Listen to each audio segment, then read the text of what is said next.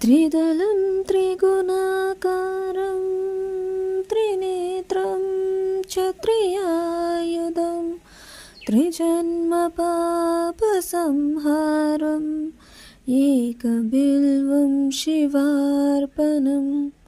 त्रिदलं त्रिगुणाकारं त्रिनेत्रं च त्रियायुधं त्रिजन्मपापसंहारम् एकबिल्वं शिवार्पणम्।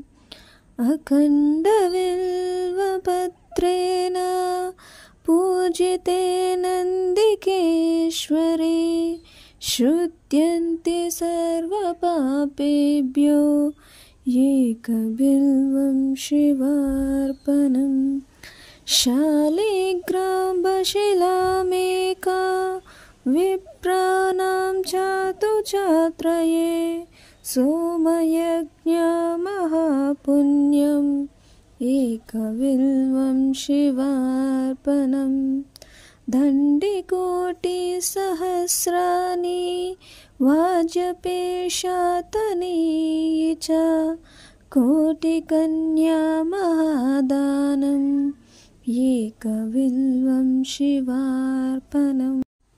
लक्ष्यस्तनुतवत्पन्नं महादेवस्य च प्रियं बिल्ववृक्षं प्रयच्छामि एकबिल्वं शिवार्पणम्।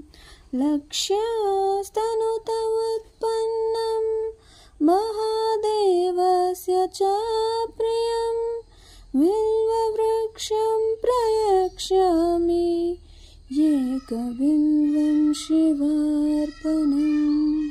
दर्शनं बिल्ववृक्षस्य स्पर्शनं पापनाशनम् अघोरपापसंहारम् एकबिल्वं शिवार्पणम्। काशीक्षेत्रनिवासं च कालभैरवदर्शनं प्रयागमाधवं विश्वा एकबिल्वं शिवार्पणम्। काशीक्षेत्रनिवासं च कालभैरवदर्शनं प्रयागमाधवं दृष्ट्वा एकबिल्वं शिवार्पणम्।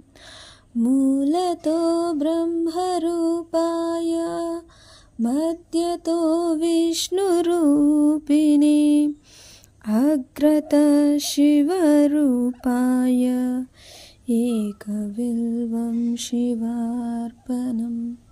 त्रिदलं त्रिगुणाकारं त्रिनेत्रं च त्रियायुधं त्रिजन्मपापसंहारम् एकबिल्वं शिवार्पणम्।